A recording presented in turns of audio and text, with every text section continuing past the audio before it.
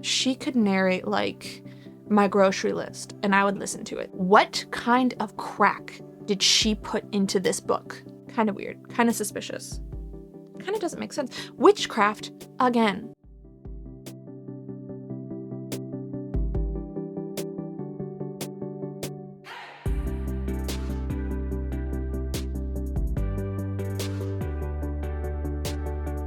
Hey guys, welcome back to another video. If you're new here, my name's Sarah and I go by A Bookish Beginning on every single platform you could possibly think of. And today we are diving into my reading wrap up for January. So the way this video is going to work is I'm dividing into 3 parts: audiobook, ebook, and physical books. And within those parts, it's pretty much gonna be divided least favorite to favorite. I'm gonna try to get through this pretty quickly because I read 24 books last month, which is oddly fitting. You know, first month of 2024, I read 24 books. So without further ado, let's get into it. We're gonna be starting with audiobooks. So first on this list is an audiobook I do not recommend at all. It was such a disappointment. That is Shadow Magic. It was a promising premise, you know, medieval type setting, but it's also fantasy because there's like witches involved. The way the characters were treated, the way the conflict was treated,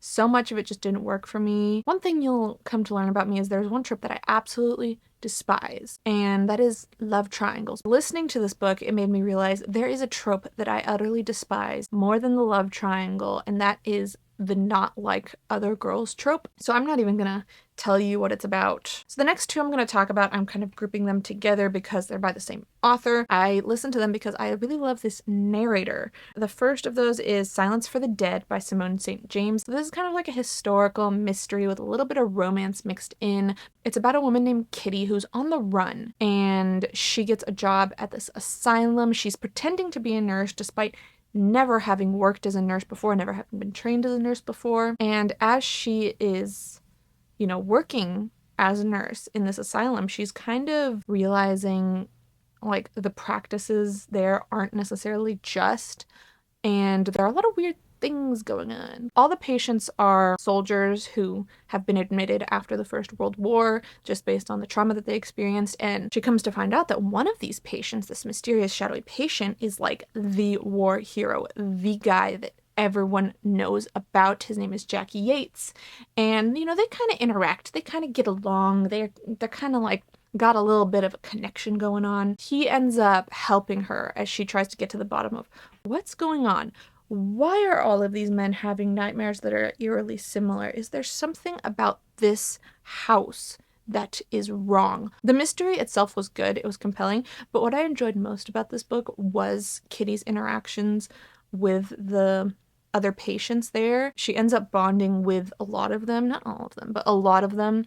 And so I just really loved the friendships that she built, as well as the romance between her and Jack. And, of course, narrator Mary Jane Wells. For whatever reason, I will listen to anything that Mary Jane Wells narrates. She could narrate, like, my grocery list, and I would listen to it. So the next Simone St. James book is The Other Side of Midnight, and this is another one that is historical setting, mystery, might be more of, like, the early 30s. This one is about a psychic, and I can't remember her name, but she comes to find out that one of her friends has been killed, and her friend's brother basically hires her to solve the murder. Through her investigation, she crossed paths with this man who she has a history with, who she's not a very big fan of because he has made a career out of debunking psychics, but she's also drawn to him. They team up to try and solve this mystery, and they naturally have a little romance that blossoms. This one was so good. It was so addictive. There were a lot of really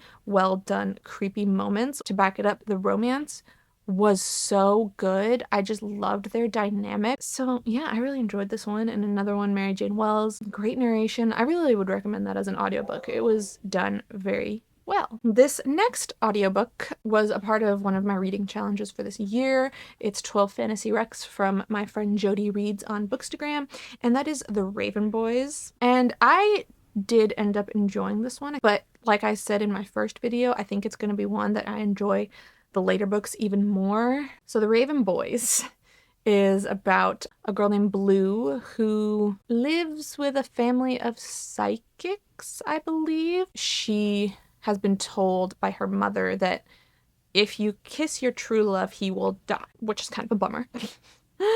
Through the story, she ends up crossing paths with a group of boys.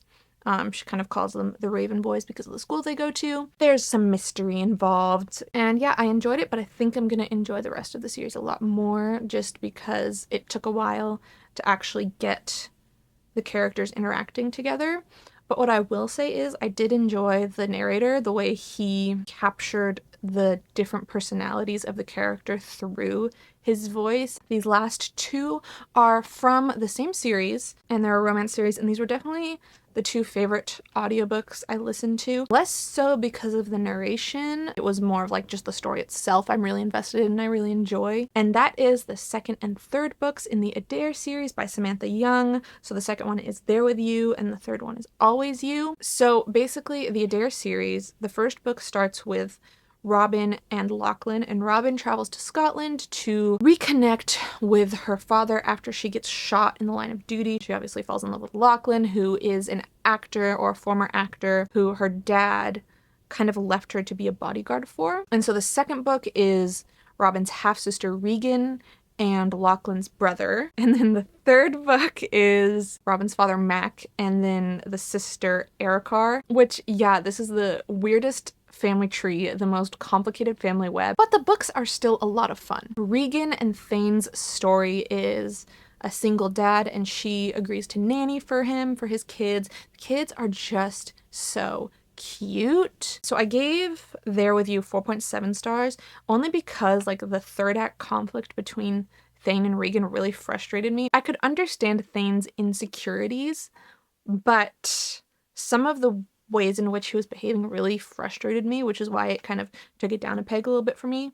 And then Always You was 5 stars. Mac and Arrow's story is more of like a second chance because these two have been like circling each other for like ever, for ages. There was so much angst, but what I really loved was that a good chunk of like the middle portion of this book is focused on Mac going to therapy. You know me, I'm a big proponent of characters going to therapy to sort out their shit, and Mac does exactly that. So yeah, that was a good 5-star read. And each one has a little bit of suspense mixed in, a little bit of mystery, which I really enjoy when I'm reading a romance book. I like that tension that's added when you're in this high stakes, dangerous situation. We are transitioning into the ebooks. I only had 4 that I read this month. The first few on this list are advanced copies that I read. The first one I have mixed feelings about, and that is Valley Verified. I really wanted to love this one, but there was just something about it that didn't 100% work for me. It's kind of like Legally Blonde, but set in the Silicon Valley tech world. I enjoyed all the references to Legally Blonde. I enjoyed the setting of Silicon Valley because that's an area I'm very familiar with, but there was just a couple things that took me out of the story that kept me from fully enjoying it. One of the strongest parts of Legally Blonde is the way that Elle and Vivian develop a friendship despite their initial impressions of each other. For this one, I feel like the friendship developed too late. I wish these two women in a male-dominated field would have sparked a friendship earlier. Instead, the main character, she jumps to disliking this character because she's convinced that this other woman doesn't like her.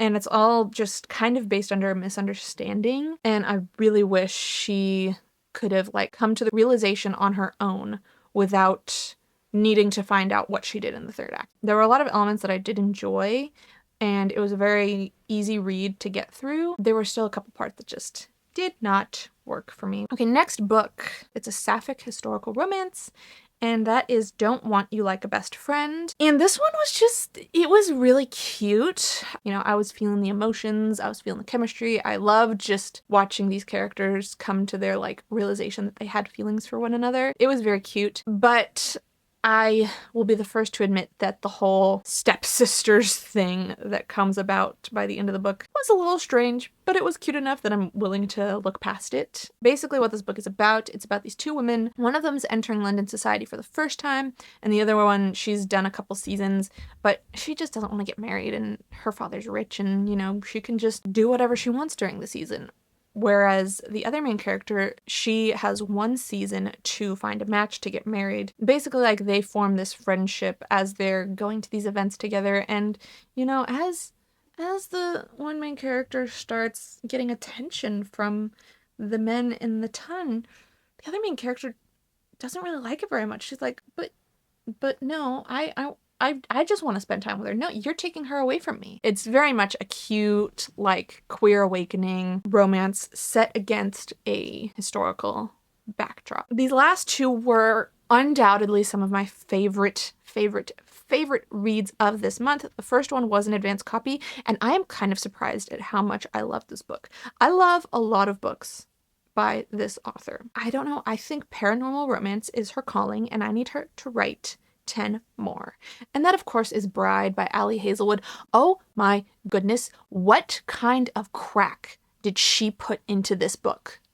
That's witchcraft. Some kind of hex came over me because this book was so good, so fun. The romance was amazing. The supporting characters and their dynamics with the main character was so good. So basically what this book is about is there is a vampire and a werewolf. The vampires and werewolves do not like each other at all. Scheming vampire father, he's like, you know, we need to form an alliance with these werewolves. So you are going to marry the alpha of this werewolf pack.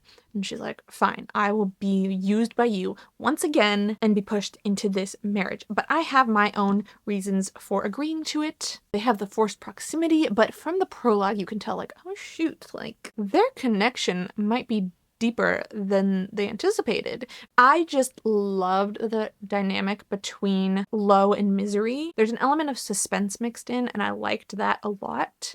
And it was just so good and so cute.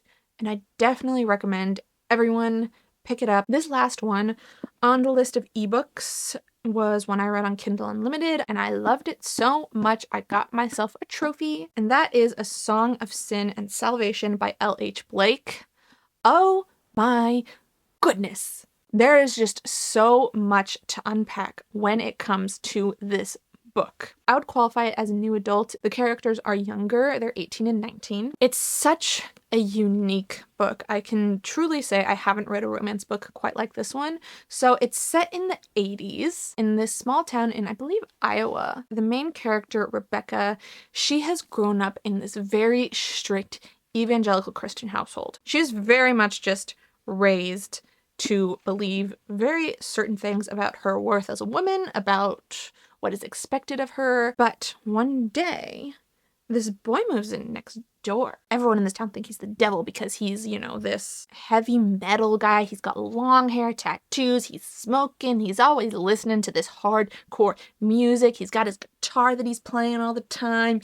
He's, you know, wearing all these band shirts that have like demons and pentagrams on them. He is throwing a wrench into this small town when he moves in next door to Rebecca. So they have rooms that face each other. The more they interact, the more he helps her to kind of let loose. Something that you need to bear in mind when you read this book, because I think everyone should read this book, is that there are a lot of content warnings you need to be aware of. Definitely emotional and physical abuse from Rebecca's parents, body shaming. Rebecca is very malnourished. She passes out a couple times from this, so it's a much heavier story than I think I was anticipating. But oh my goodness, it was so good. I loved Rebecca and James's love story. It was just so heartwarming to see her come to like stand up for herself, come to realize, now wait a minute, this is wrong. What is expected of me is wrong. It was such a forbidden romance. They had a You Belong With Me Taylor Swift type of relationship, down to the writing each other notes from their windows and showing it to each other. And it's a bit of a longer book. I think it's about like 500 pages. And I was just I wasn't binging it because I'm like, I need to savor this book because it was that good. If there is one book in this video that I think you need to read, it's this one. We are going to be talking about the physical books now, which there are 14 of them. First up, one of the more disappointing books because it started out so promising and I was hooked, and then it just absolutely fell apart by the end of it. And that is The Lake House by Sarah Beth Durst. So basically this is about a girl. She is going on this enrichment retreat at this lake house that her parents went to when they were young, and they just rave about it. They're like, oh, it was life-changing. Oh, we fell in love at the lake house, but then it closed and it has just opened again. So she's on the boat, arriving late to this retreat with 2 other girls, and they get dropped off, and the guy's like, no, I can only drop you off. I have to leave right now. Like, I can only drop you off. That's it. They end up hiking like half a mile up to where this lake house is supposed to be, but when they get there, the lake house has burned down. And recently too, because you can just smell the smoke in the air still. And they, run back down to the pier to try and get this kid's attention to bring the boat back, but he doesn't hear them. So they're now stuck in this forest for who knows how long. And they end up making camp on the beach. And one of the girls goes off to, take care of some business in the forest. And she just starts screaming bloody murder. And the 2 other girls, they go off and find her. And they find a dead body. This woman has been killed. She's been shot. The stakes are like 10 times higher than they were before because they're like, we are on the run from a killer. It's a survival story. It's like, oh my gosh, so stressful. They're uncovering some really weird things at the lake house. So it's very unsettling, very chilling. You're like, what the heck went on around here? It fell apart for me. I don't know, somewhere around like the 50-60% mark.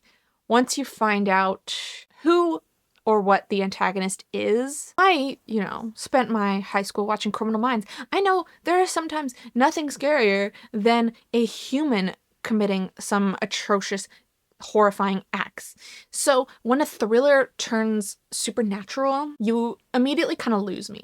You break the immersion. You're like, oh, well, what? There are times when I can get behind it. Those are only the times when you can tell this person has thought out what this being is, and I did not feel that when I read this. I'm like, I don't know why this being is the way that it is. I don't know what exactly it wants and to what end. And then the other thing that felt like a miss for me was there's such a big emphasis on the main character's mental health throughout the story. Like, she overthinks everything. She just thinks of every single thing that could go wrong, and it ends up working to her advantage. Like, she turns it into a strength. You never really explore like why her brain is wired the way that it is.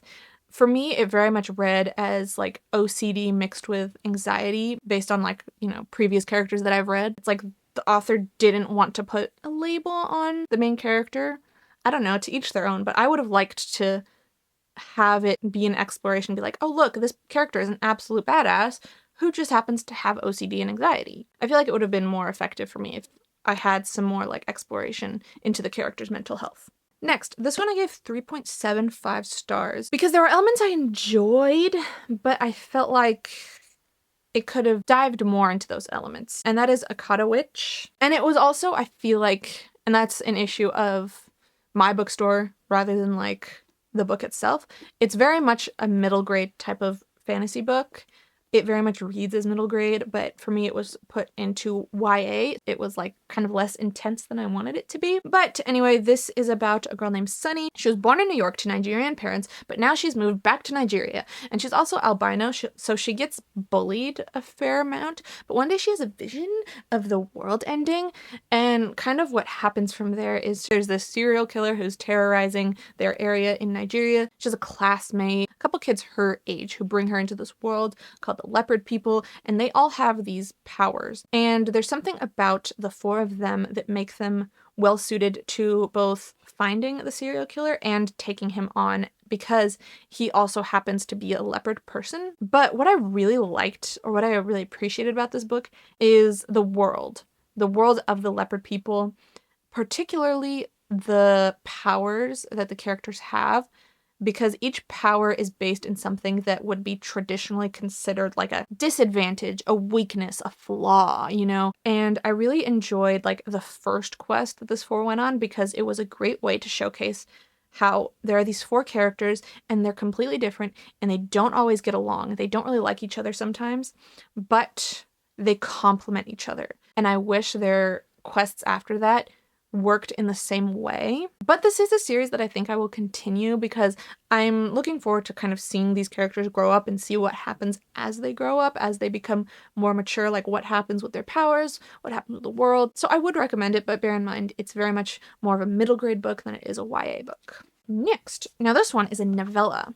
So I read it in one sitting, and that is The Scourge Between Stars by Ness Brown. This book was a lot of fun to read. The author did such a good job of building the tension, making you feel very unsettled. So basically, this is about a woman named Jacqueline Albright. She's the first mate on this spaceship that holds the last of the human race, and they're trying to make it back to Earth after being on this failed colony. Weird things start happening. She's hearing these loud rattling noises in the walls.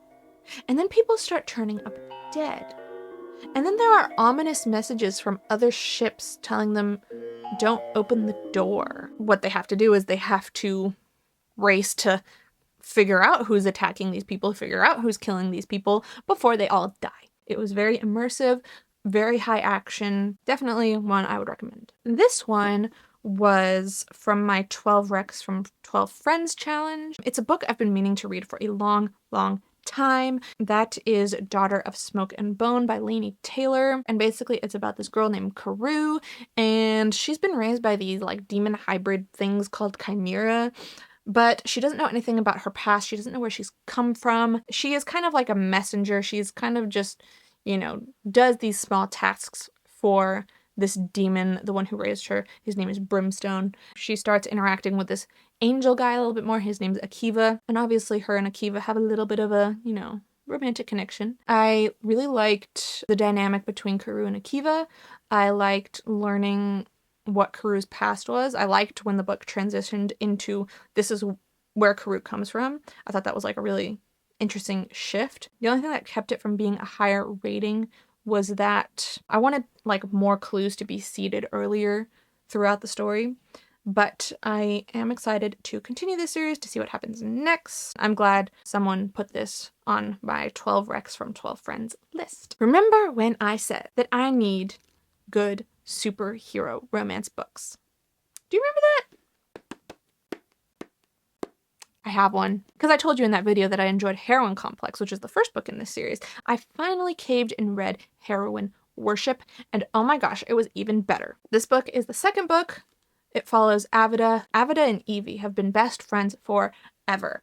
And in the first book, there's a lot of conflict between Avida and Evie, particularly over Avida's treatment of Evie. Their relationship is very codependent, and as Evie gains more power, Avida does not really like it. She doesn't know what to do with it. And so this book picks up after the events of that.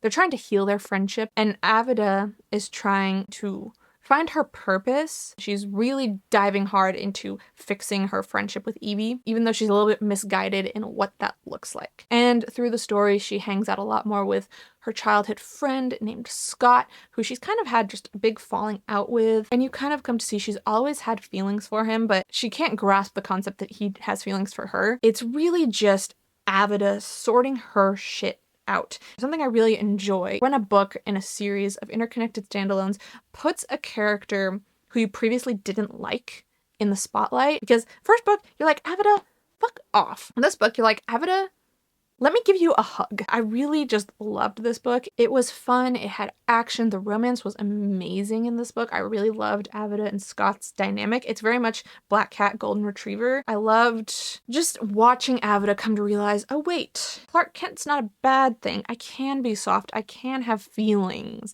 I really enjoyed it. It was just a fun read. Next, this one was sent to me. It's the first in a historical romance series that has a little bit of mystery.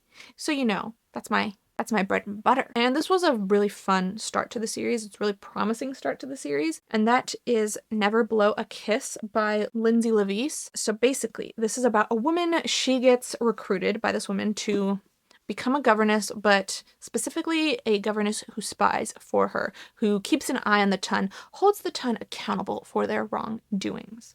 And at the same time, there's this serial killer who's been terrorizing London. So there's this guy, he's a soldier turned railroad magnate, so he's rich, turned detective.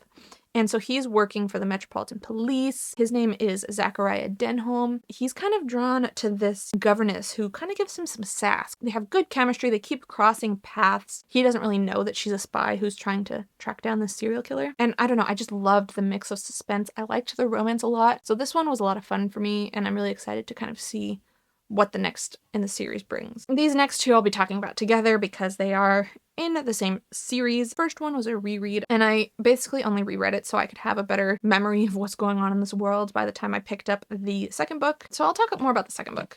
That is obviously Crescent City. I don't even need to explain it. You guys know. Even though I still don't think I like this series as much as the other series, particularly Throne of Glass. I love Throne of Glass. I enjoy this more than the first one because the first one just takes so long to get into, so long to understand the world. I knew what the ending would be. If you were on social media when this book came out, you know that it was spoiled immediately. My favorite parts of this book were definitely Rune's chapters, which is interesting because reading this book, and please don't kill me for saying this, I was like, I don't necessarily understand the hype behind Rune. Reading this book, I started to enjoy his character a lot more, especially his interactions with Daybright. There's really not much else to say other than that. I also feel like I can't really talk about this book without also referencing the third book, but I enjoyed it, but still not as much as her other series. These next three were a part of a reading challenge I am participating in called the Diverse Baseline Challenge. First one, Heart Haunt Havoc. This is a novella. So basically this is about a transgender exorcist named Colin, and he's been called in to help Bishop, who's non-binary, and their house is being haunted. Naturally, these two end up falling in love. It was fun, but it was kind of hard for me to get into. The second half was definitely much more immersive, much more entertaining than the first half. The first half was just a bit too slow for me, but I'm very intrigued about the second book, just knowing which two characters it's following. I'm like, now that's an interesting pairing. And I do recommend this book. It's super short. One you could definitely knock out in like less than a day. Next one. This is a romance that is perfect for people who just love superhero, love fandom, love nerdy things, and that is The Love Con by Ceresia Glass. And this is friends to lovers, fake dating. There's a cosplay competition, and I just really enjoyed the dynamic between Kenya and Cam. I gave this 4.25 stars, mostly because her parents deserved a lot more judgment than they actually got. They needed to give my girl an apology. I was flabbergasted that like not more judgment came from that, because I feel like there should have been a little bit more of like a, you need to apologize. You need to take this seriously. You need to bake me some apology cookies. You need to grovel for doing that. I loved Kenya as a main character. She was just very much sure of herself. For the most part, she didn't let a lot get her down. Like, she was very strong. She was very strong-willed. It was a cute rom-com. Would recommend. This next one, I read this in one sitting, and that is All the Fighting Parts by Hannah B. Sawyer. It was incredibly powerful. Definitely one that you have to look at the content warnings. The main character, she gets sexually assaulted by the priest in her parish, and it's like the aftermath of that. It's definitely her journey through the trauma that is caused by that and how she can kind of like regain her fighting spirit. And it's basically all through poetry. So yeah, it's a super, super powerful book. One you will absolutely fly through, but one that will just be undoubtedly one that affects you. Next, we're pivoting to a YA romance, and I loved this one. If you love Better Than the Movies, you should read this book, and that is Dungeons and Drama by Christy Boyce. So this is about a girl who she's a drama kid through and through. She is a huge theater kid. And one day she gets in trouble and her parents are like, you know, as your punishment, you are going to be working at your dad's store, his game store. And she's got a lot of complicated feelings about that. Her parents are divorced and a lot of it is because of the dad's dedication to the store. But through it, she starts, you know, spending time with this boy from her school named Nathan and his group of friends who will come to the store and they'll play Dungeons and Drama. So I'm editing this right now, and I said this 3 times, and I never once caught that each time I said Dungeons and Drama instead of Dungeons and Dragons. But his friends play Dungeons and Dragons. Oh my god. And basically what happens is she ends up falling into a fake dating scheme with Nathan. 1, to kind of get her ex off her back. 2, to get the girl that Nathan likes to notice him. It's just classic fake dating cuteness. I really loved the way she was brought into the Dungeons and Drama group. Do I even need to say it? I don't know. I don't know why I have a mental block, apparently. I can't say Dungeons and Dragons. How she just kind of realizes, now wait a second. I completely misjudged this game based on my feelings toward my father. This game is amazing because she's a drama kid and she gets to just act and roleplay and have fun. So I like the way the friends bring her in. It just creates like this amazing friend group who's just like there for each other through all this different BS that happens. The romance was obviously adorable. Nathan was so cute, such a good little fake boyfriend. I truly think it deserves the same amount of love as Better Than the Movies because it gave me those vibes and I just loved it. So I gave this 4.75 stars. I took off a little bit because I felt like, once again, the parents frustrated me. Anyway, this one, super cute. Definitely enjoyed it. Read it in one sitting and it was just adorable. Okay, we have reached the final 2. If you watched my 2023 wrap-up, you should not be surprised that these were my 2 5-star reads, physical books. And that is, of course, the next 2 books in the Bergman Brothers series, books 3 and 4, Ever After Always and With You Forever. So this one follows Freya and Aiden. They're married, but this is a marriage in crisis story.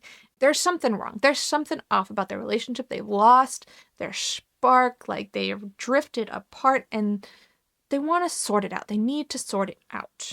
But they're also kind of trying to keep the fact that they're having so many issues from their family. They don't want to ruin their parents' anniversary vacation. So they're like, we are pretending it's business as usual. We're pretending we're perfectly happy with each other. There is nothing wrong going on. Through that, they're kind of like reconnecting. They're relearning each other. They're figuring out what happened, what's going wrong. This book made me realize why everyone is so excited for Vigo's book.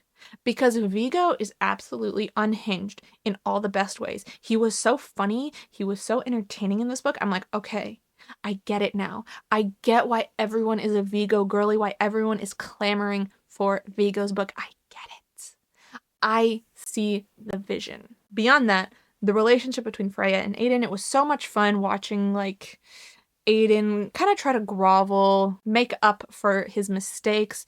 And also Freya come to realize like, oh, I'm not completely like innocent in this either. I've made mistakes too. Kind of her coming to realize that. There was just something about this particular marriage in crisis novel that I just ate up. It was amazing. I read it in almost one sitting. But this is like the main series. Other series of interconnected standalones, I was like, okay, you can jump around. Read whichever one you want. This series, I feel like hits harder when you read it from the beginning. That is just my 2 cents on the matter. And then, obviously, the other 5 stars was With You Forever. This was Axel and Rooney's story. I just loved them. I feel like Axel is just very grounding for her. He's very well suited to her, even though he doesn't necessarily realize it. And they just have such wonderful chemistry, and I just loved the forced proximity. It was so entertaining. This is a marriage of convenience. There's mutual pining, there's grumpy sunshine, and once again, Vigo coming in, being an absolute legend. I am so excited to read his book. I just love this series. I love it so much. It's so good. Like, there is not a single book in this series that I haven't, like, enjoyed. Kind of weird. Kind of suspicious. Kind of doesn't make sense. Witchcraft again. So yeah, that was my wrap up for January, all 24 books. I don't think I'm going to be able to match that energy this month, but we'll see. Have you read any of those books? What was your favorite read in January? Let me know in the comments. And as always, if you enjoyed this video, please leave a like. If you didn't enjoy this video, leave a like and subscribe so you can, see what's coming next. I have a couple videos at least planned for this month that I'm pretty excited for. And yeah, I will see you in the next video.